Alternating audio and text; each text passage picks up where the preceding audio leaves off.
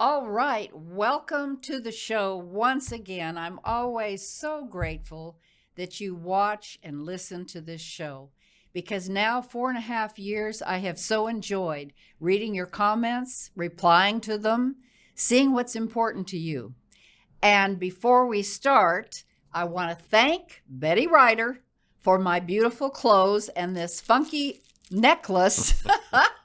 Isn't it cool that I can wear someone else's clothes?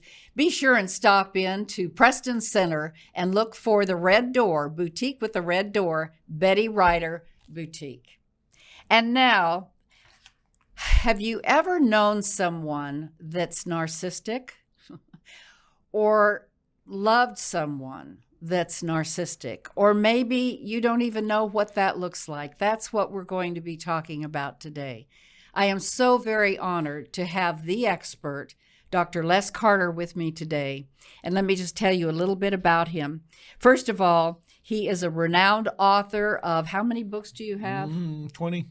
20 books. I only have 8. That makes me feel bad, but I'm not going to write any more. Okay. Wow, 20 books. He has a YouTube channel. He has podcasts.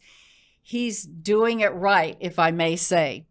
Let me tell you something else. He's been in over 65,000 counseling sessions, participated in over 2,500 interviews. I suppose this is 2501, whatever. And this is awesome. Sold more than 2 million copies of his many books. So, Dr. Carter, thank you so much for being on the show today. Well, Valerie, I appreciate you having me. I consider it to be an honor. That's just makes my heart sing. And you stay tuned. We will be right back asking so many questions about narcissism. Stay tuned. Welcome to our podcast, Doing It Right. This podcast reveals authentic stories from successful leaders doing it right. It's about their journey to become a leader, their choices, motivations, and lessons. In essence, how they built successful personal brands. Your host is Valerie Sokolosky, author of 8 leadership books and nationally known as an authority on executive presence and personal branding. Let's get started. Here's Valerie. So, Dr. Carter, you came all the way from out of town, and you and your wife are here to do this show. Again, I'm really honored because it took me, I must say, a long time to find you. Well, I actually had been in practice for over 40 years, and I know that you found me through a practice partner of mine, and I moved down to Waco from Dallas to Waco for about a little over 2 years ago. And I kind of found that I was more off the grid than I thought because people couldn't find my number there at the clinic. But here we are, and I'm glad to be here, and I'm glad you found me. I'm glad too, and I have so many questions. First of all, I would just say, of the books you've written, let's just start with that. You've written so many. Is there one that you have the most passion about, and which one is it? Yeah, there are 2 really. One is called When Pleasing You is Killing Me. What a great title. and the other is called The Anger Trap. Now, I'll start with that one. The way I got into my understanding of narcissism is in my early career. I did a lot of anger workshops. When I was a young therapist, it was easy for me to teach classes, and also I had handouts and all like that. And I would do many of those per year, and then other speaking engagements. And as I began talking about how people deal with their anger, and of course that means that they're trying to figure out how to manage conflict, the more I would discuss all of the different themes there, I would be pushing on the theme of control. Angry people are controlling people. Mm-hmm. I would push on the theme of poor understanding of one another, empathy. Many angry people don't have good empathy. Or the condescending comments, in other words, the need to be superior. Mm-hmm. Or how they can be manipulative. Or how there can be what I call alternate reality. They make up stuff as they go along. And as I begin looking at those kind of ingredients, it's like, I'm talking about narcissism because those are the core characteristics of narcissism. And so then as I began discussing narcissism as it relates to anger, then it opens up a whole other understanding of an entirely different class of people, and that's the appeasers. The people that narcissists love to bring into their inner circle. And that's where I came up with when pleasing you is killing me. The narcissistic and controlling person is over here just saying, well, let me direct your life and let me tell you how you're supposed to be. And you filter everything through the way I say it ought to be. And over time, that individual who's pedaling as fast as they can and trying as hard as they can to be happy and pleasant and cooperative and coordinated, just at the end of the day, it's like, I feel like I'm just being played. Oh. I feel like I'm being used here. And that lack of understanding and that being on the receiving end of the superiority, which means you're put in the inferior position, became part of the dynamic that I would have to watch for. So in the book, The Anger Trap, I talk about the whole concept of anger. And then when I talk about when pleasing you is killing me, it's like, but if you're on the receiving end of it, here's what we need to watch for. So of the books, those are kind of complementary books. They are complementary. So how many people, just let's say in the U.S., do we know how many people are narcissistic? Well, that's a bit of a difficult question to answer. I like difficult questions. Because narcissism itself is a pattern on a spectrum. Okay. Now, way back, and this is many moons ago when I was in graduate school, I finished my doctorate in 1980. I was a 26-year-old young pup. Back then, we understood that narcissism, NPD, narcissistic personality disorder, constituted maybe anywhere from 3 to 6% of the population. And when we're talking about the narcissistic personality disorder, we're going all the way to the far extreme. Okay. There's a term that we use called malignant narcissism. There's an old theorist who came after Freud and Jung named Erich Fromm, F-R-O-M-M, and he's the one who came up with that term, the malignant narcissist. And these are individuals that are they're selfish to the core, they're controlling to the core, and you just don't want to be around them because it doesn't take much time at all for their feathers to be ruffled and their colors to be shown. And so roughly, let's call it 5 or 6% would fit into that kind of category. But then when you pull back, I just mentioned that narcissists tend to have that need for control, and they tend to have a low level of empathy. They tend to be easily manipulative, and they're dismissive. They're pathologically defensive. They operate with what I refer to as the false self. They want to portray themselves as something on the outside when in fact behind the scenes they can have much more nefarious schemes. Low empathy. When you begin looking at it from that angle, it's like, well, there are moments when I can be that way. Exactly. Sure. And so now what I'm talking about there is just part of the human condition. We each have what I refer to as the duality.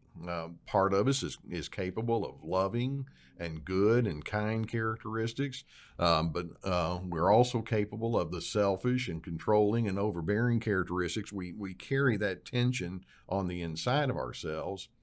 Healthy people, when those negative traits show up, they acknowledge it. You know it. They take ownership of it. It's like, I know this is an inclination I'm capable of, and I don't want it to be predominant. And so these would be people that I would say are way down, maybe on the 20% level. I don't think any of us is quite that skilled to be all the way down to zero. But we can keep it low.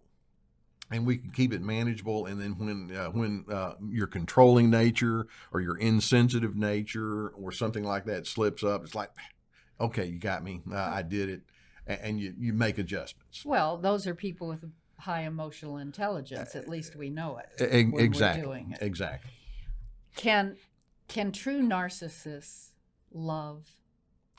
Well, another very interesting question. I actually, on my Surviving Narcissism YouTube channel, I did a video. It's entitled "A New Way of Defining Narcissism," and in that video, look at that. Well, and I explained narcissism can be defined as the absence of love. When you are given over to the proclivity to be overbearing and controlling, that's not love. when you show little to no empathy, no curiosity about what really makes that other person tick, that's not love. When you're willing to be exploitive and manipulative, that's not love. When you understand what I'm saying, when there's just this notion that says, well, look, when I'm in the room, my needs, my feelings, my preferences are the only one that really matters. When you have that entitled, self-centered approach, that's not love.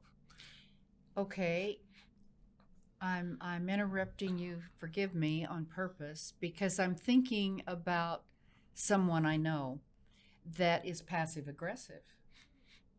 And the traits of narcissism seem to be there, but no, this person is not overbearing, is not exuberant, is not an extroverted, towering type person. Right. But rather just gets their way, knows exactly what buttons to push, and is just so nice. Well, that takes us to another term that we have Okay. in our nomenclature here. That's called the covert narcissist. Oh. And the covert narcissist is every bit as control-oriented as their more loud and obnoxious counterparts. They just don't want you to see it up front. I'm so glad we went to both extremes. Yeah. How early does narcissism show up in a person? Well, and when I mention that it has to do with selfishness, entitlement, and control, I've got a little 4.5-year-old granddaughter that I'm just absolutely in love with. And she loves her pops. But unfortunately, there can be times when a little 4.5-year-old can be focused on me, myself, and I. Well, sure. Well, I was once that 4-year-old. You were once that 4-year-old. We start with a natural inclination towards self-orientation, and managed properly, it becomes part of your self-preservation system, and that's okay. Safety. With kids, though, you have to teach them, hey, look, I know you have your feelings, and I know you don't want to eat your broccoli right now. I know you want to be outside playing, but here's what we need to do. And so over time, you need to teach the child what I refer to as emotional competence. Let's talk about who you are and what you're going to do and how you're going to manage yourself with your sister or your friends or your parents. And let's discuss, what the wise ways are going to be. And let's say you have a 7 or an 8-year-old child who's ticked off because a friend didn't do something the way they wanted. What you can do is you can sit down with them and say, sounds like you've got some anger issues, or sounds like you were frustrated or hurt. Why do you suppose you felt that way? Let's take a look at what your options are at a time like this. And you can teach a kid how to monitor and become modest in some of those selfish and controlling inclinations. Now, a high percentage, when I'm doing seminars and I come to this part where I'm talking about emotional competence, a high percentage of people say, well, nobody talked to me that way when I was a kid. But even if you didn't have that training early on, if you have enough curiosity later in your adolescent years, and certainly in your early adult years, and then deeper into your adult years, then you can still pick up on the better ways to do it. Okay. And so there are ways that you can modulate your selfishness and your control tendencies. And as the years go by, it's called the maturation process, or if we want to put it in more sophisticated terms, that's the actualization process. So when you're talking about that, have you counseled any true narcissists that have been able to recognize that it's not serving them well and change behaviors? When somebody is way down on that narcissistic personality disorder that I just mentioned, they're in that top 5 or 6%. No. As a general rule, they're so completely caught up with their own self-importance that when you come along and say, well, there's something we can look at that would be better, in their mind, it's like, no. I am the gold standard. Okay. I'm so glad you said the word gold. That triggered a question. Yeah. I've thought a lot of these questions are from real people that wanted me to ask you. Okay. And this is one of them.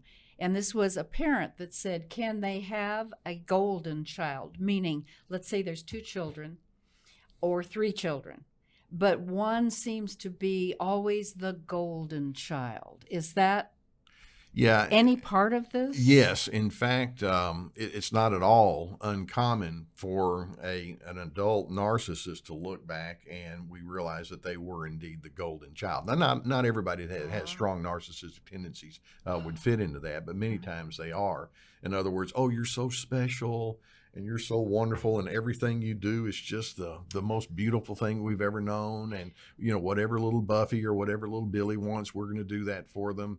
And, they have everything just handed to them. Mm-hmm. Very commonly in those family systems, one of the other siblings can be known as the scapegoat. Sure. Well, we've got the golden child over here who's can do no wrong, but then, there's Johnny over here, mm-hmm. or there's Sally, and, she's had some problems.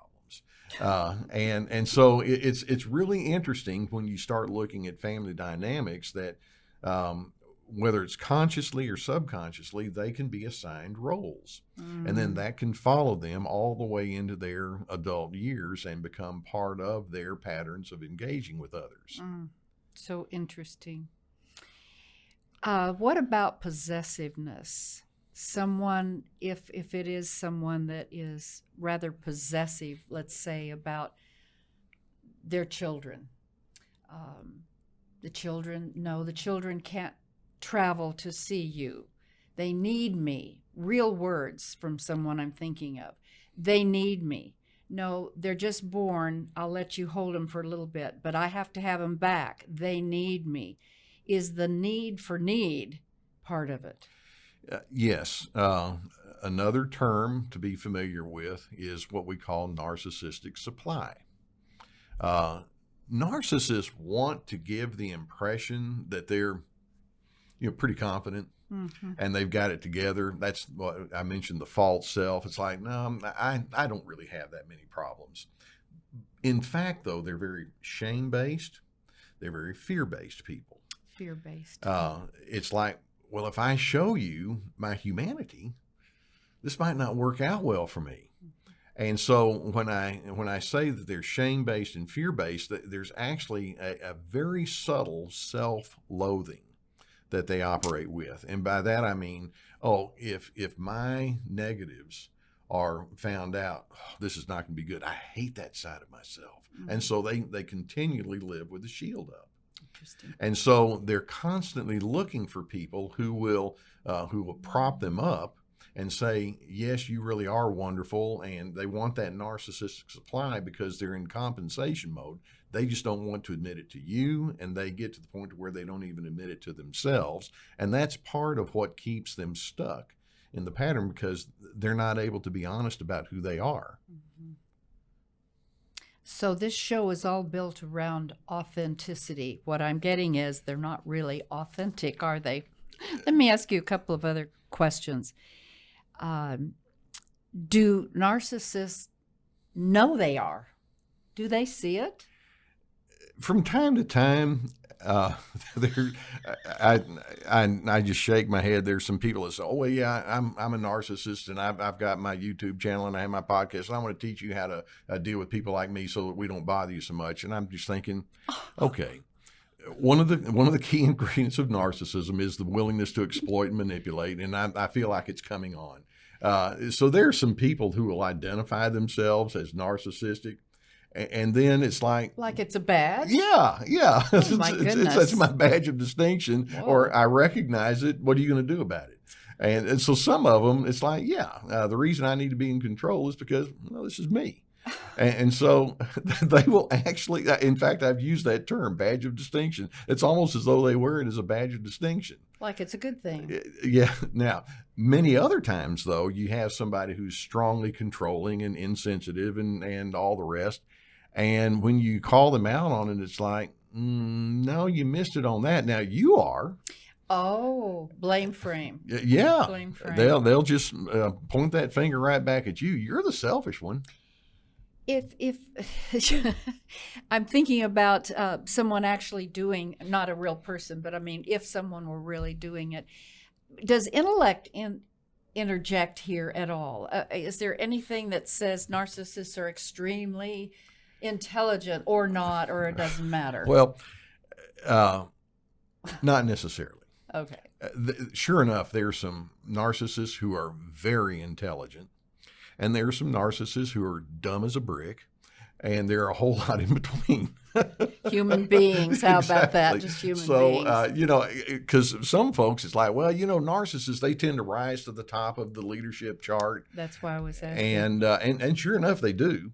Because wherever they are, they're trying to figure out whether it's if they have a job as a bricklayer, or if they have a job as a politician, or a company somewhere inside the company, or the mental health field, whatever it might be. They're thinking, well, how can I be the one that's the expert, that's in charge, and tells everybody what to do? And so you can have a certain IQ without that EQ that you mentioned, but you can have some people that are just not that bright.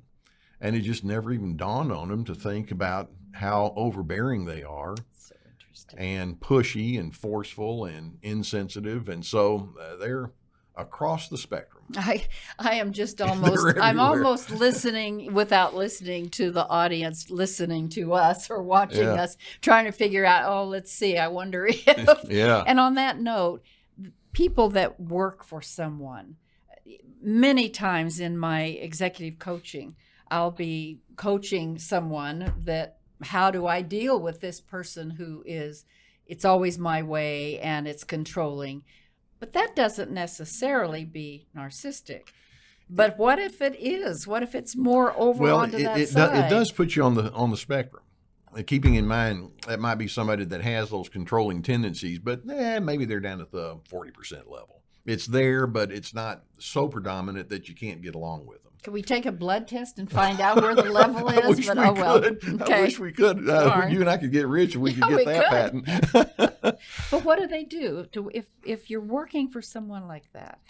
Give us advice. That's a tough one. I had a dear friend, Dr. Jim Underwood, who was a professor in business, and he and I put together a book called The Significance Principle. Okay. And and this is over 20 years ago. And the gist of it is that when you are in a work setting, one of the ways to find your finest influence and the ability to motivate people is to find a person's point of significance and lean into it.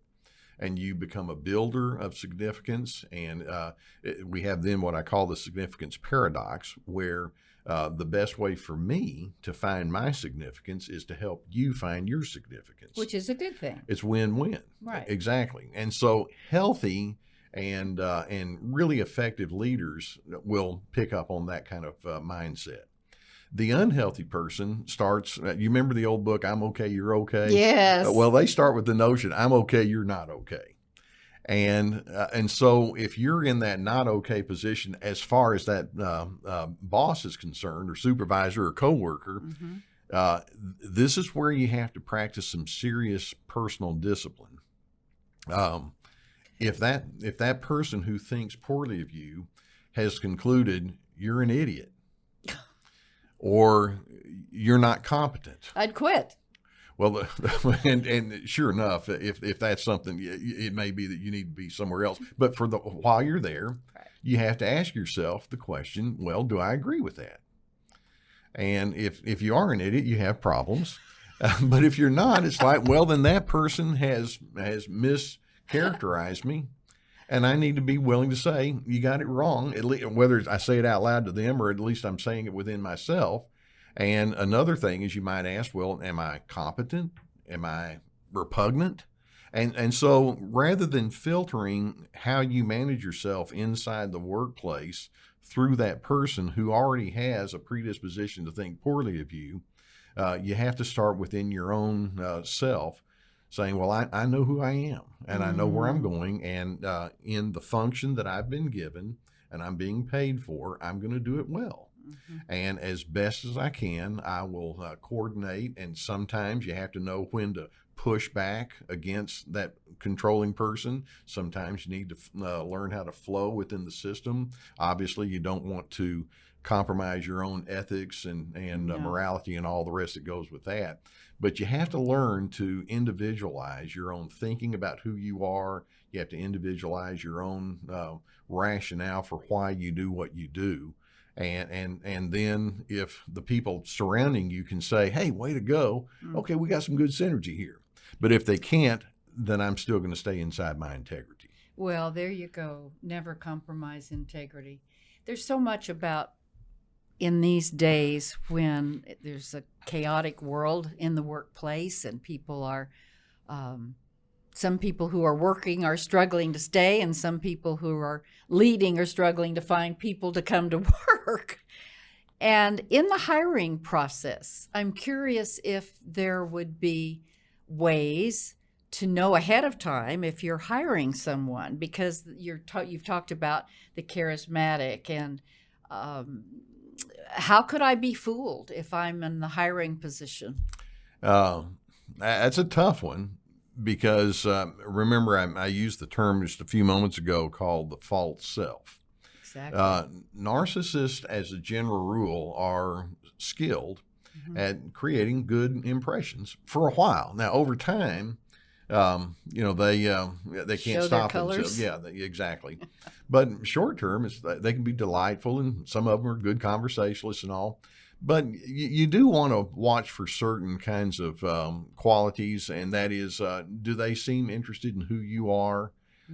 And sometimes if a person is interviewing, it may be that they've had 8 jobs in 7 years. That would be a clue. It implies I don't get along real well. Of course, they always have an excuse. Exactly. Or if they don't show any interest in, well, tell me about you, which implies they don't really have any curiosity or empathy, which is a hallmark of narcissism, the lack of empathy. And frankly, you're not really going to be able to discern a person's extent toward narcissism until there's some serious conflict. Sure. And that goes back to my anger workshop days when I would meet with people and they were there because they couldn't manage the anger inside of conflicts. That's typically when the narcissism is going to show up. And so part of your ability to know if somebody else is narcissistic is you have to have a good examination of yourself. Well, I know that I put a lot of emphasis on empathy and showing understanding. And I know I put a lot of emphasis on letting people choose for themselves how they're going to manage tasks. In other words, I don't want to be a micromanager, high controller. And once you kind of have more and more of your own skill set established in the healthy direction, yes, the narcissist can fool you. But you can pick up on traits with people that they're pretty impressed with themselves, or they just don't care about anything beyond themselves. They don't really want to learn. They just give me a job. Oh, by the way, how much are you going to pay me? That kind of thing. So I've got a question on that. Let's say that you're with a person, and the question is this narcissistic? How many times, Dr. Carter, have you, and I will speak for myself and my husband, who won't go to any more social events, where you go up to someone and you make that initial introduction, my name is, right, and then the conversation is one way, and that person is going to tell you everything about how wonderful he is and how many awards he's won and blah, blah, blah, blah, blah, and it's just blah. There are too many situations. You're shaking your head too. What is that? Well, you met my wife right before we came on here. Did that? You were able to meet my wife Jennifer. She and I, we were shaking our head. There was this couple that we kept running into in social circumstances, and off and on, like for 4 or 5 years. And I think it was her that said, I don't think in all the times that we've encountered them that they've asked once, how was my day? Or, if I talk about that trip that we took to Vermont, tell me about that. And it's like, I can understand maybe they've had a bad day, but I mean, over and over and over, they just don't care.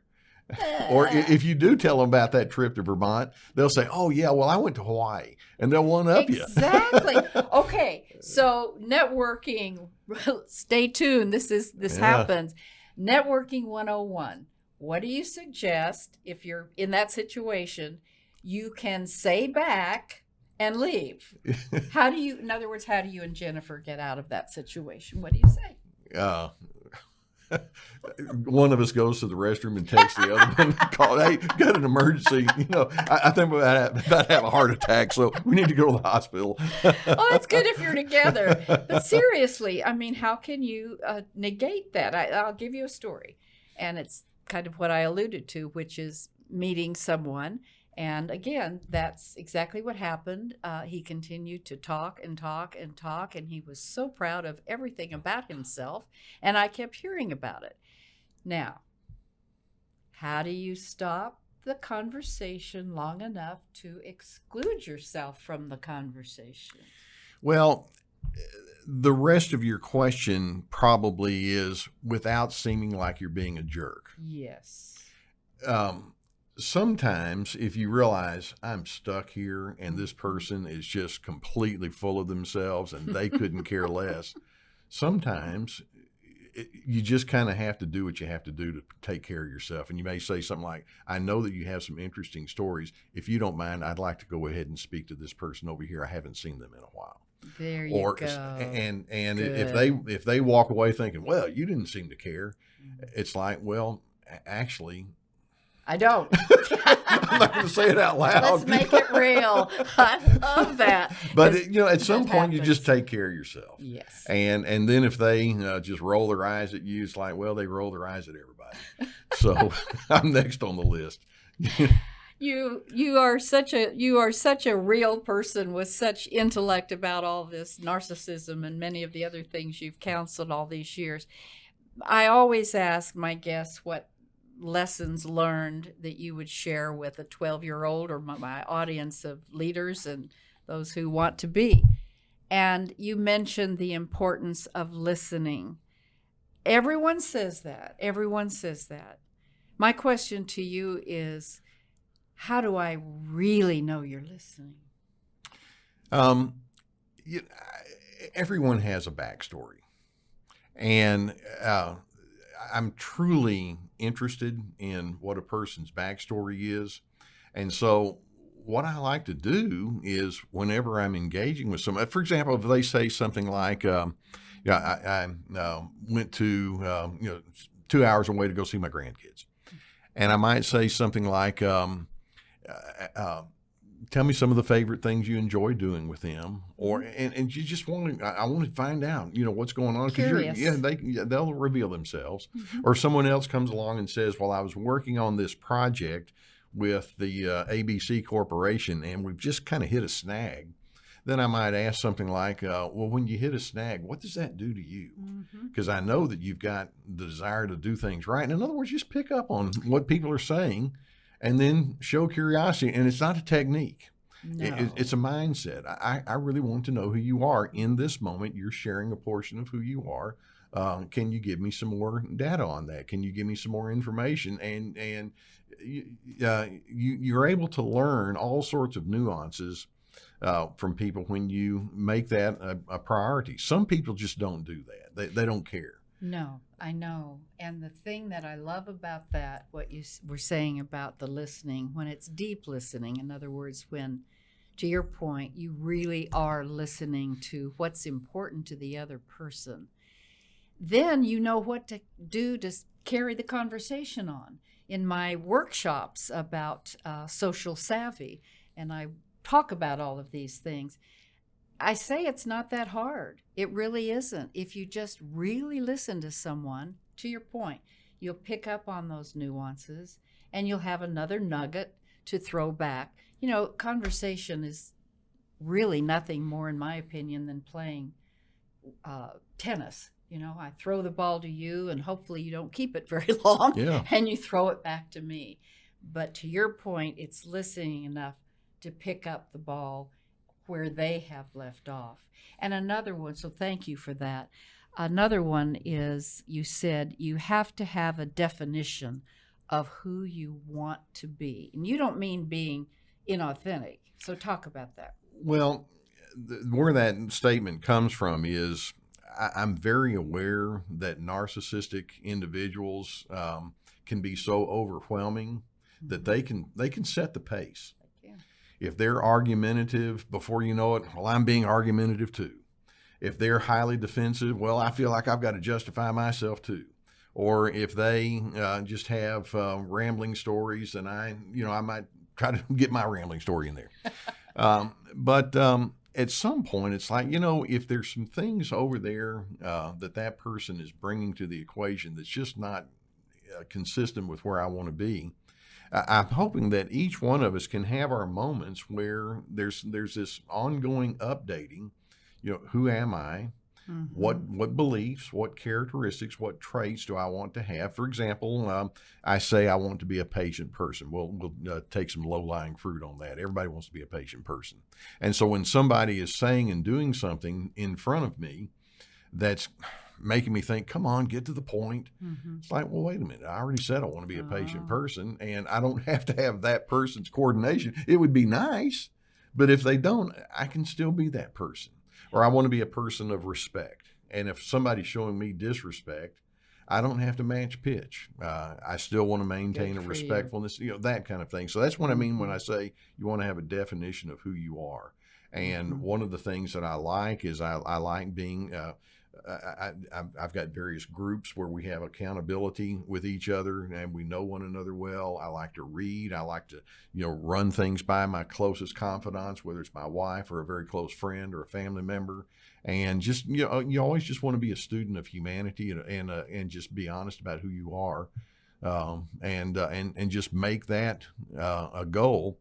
And then when you know that you're in the presence of someone who doesn't share those characteristics, it's like, okay, I've got to double down then on my efforts because I don't want to be controlled, or I don't want my mannerisms to be determined by this unhealthy person who's right in front of me. Yeah. What's a question no one's ever asked you? I'm going to have to think on that one. That you'd like to have me ask? Well, I guess I have to. I don't know if anybody's ever asked, what's the most difficult type of person for me, personally, to have to come to terms with. And there's some individuals that it's almost as though when you are about 3 sentences into the conversation with them, you can already pick up on the fact that it's like, you don't know what you're talking about, or I don't care anything about you, or you seem to be real self-impressed, so why should I be impressed with you? And they just, you can just pick up on the fact that they already bring a cynicism to the equation. How do you deal with that kind of person? And so I don't think anybody's ever asked me that. So in my mind, it's like, well, I don't feel like I have to impress you. I love it. Keep going. Right on. This goes back to that the last question you asked. Well, what's your definition of yourself? Right. And it's like, well, because as I'm talking, I'm thinking of somebody that I've known for quite some time, and whenever I'm around him, I know that he thinks all that psychology stuff it's a bunch of hooey anyway. And it's like, okay, think it. I don't care. And I don't mean that in a callous, cold-blooded kind of way, but if you're not going to be impressed, then that's where you are. Mm-hmm. I suspect there's a lot of people that are on that list that don't impress you, and I'm one of them. And so you just kind of have to know on the inside of me, as best as I'm able. I'm not perfect, but as best as I'm able, I want to be a very decent person. I want to live into my integrity and in my values and standards and principles. Mm-hmm. And a high percentage of people are going to appreciate that. And then there's some of those out there that are just predisposed to say, not me, I'm not there. It's like, okay, that's where you are. Well, and if that's not a fit, you just move on. Yeah. Yeah. I love that visual. If it's not I'll do it again. If it's not a fit, you just move on. Hey, I just came up. That's good. How about that? Yeah, yeah. One more question. What's the silliest thing you've ever done? Okay. My granddaughter, she told me, this is not that long ago, she's 4.5. She said, Pops, do you know what I like most about you? And I thought she was going to say, I don't know, that I hug her or something. She says, you like to dance with me. Oh. And we have this Dire Straits song, The Walk of Life. And there's this video where this guy is dancing to the Walk of Life, and she wants to go back into my study and turn on the song goes, "Here comes Johnny with his oldie goldies." And so it's like, well, where's Johnny? Because I know he's going to be coming here. And so she and I will go back in my study and we'll close the door because it drives everybody else crazy. And we'll turn it up as loud as we can and we'll dance. Oh, that's awesome. What a fun way to end the show. I can just see you as serious as narcissism is, and you're down with your 4-year-old dancing. And it's great. Pure gold. Oh, that's pure joy. That's pure joy. Yeah. Listen, this has been pure joy for me to have you on the show. It's a topic that all of us want and need to know more about and to understand how to work with and through people that are narcissists. So, gosh, underneath the banner you will see, and I'd like you to verbally tell them the podcast you've got, your YouTube channel. The books are all listed on Amazon. Listen, there's a bunch. We're gonna make it easy because I'm like a guy that is on a broken record. My YouTube channel is called Surviving Narcissism, and then we have a website called survivingnarcissism.tv because I have a ton of articles and then some. We post some of our videos and all in there, and I have workshops and all that people can have on that. And then beyond that, I have a podcast called Surviving Narcissism, of all things. There's a consistency there. So we just kind of locked in on that, yeah. So just look that up, you'll find me. And I will tell you, audience, I have watched so many of them. And what amazes me, Dr. Carter, is that they're all different. I mean, you've got, I don't know, hundreds, thousands, whatever. We got about 600 videos of 600. Yeah. Okay, 600 videos. Think about that. But they're all different.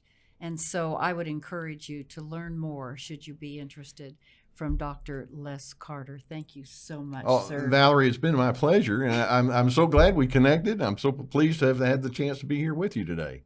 Well, it was not easy to find you, but I got it. And I thank the young lady, I wish I could remember her name right now, that finally said, I'm going to figure it out. And she did. And here we are.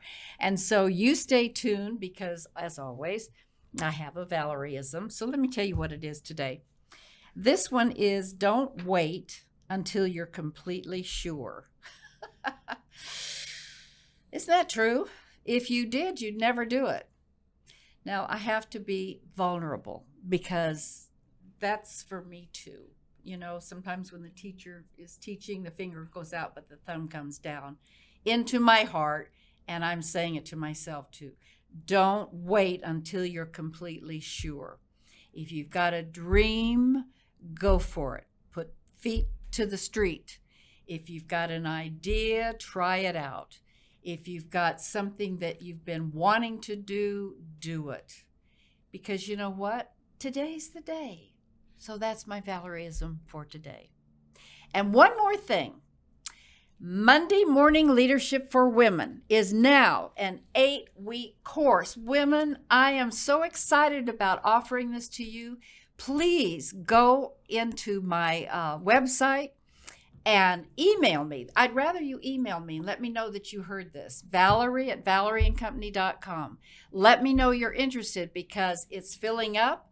I'm not going to take a gazillion women. I'm going to make it small enough that we really connect and communicate and comprehend each other and what's important to women as we are working to get our work done and our lives lived better.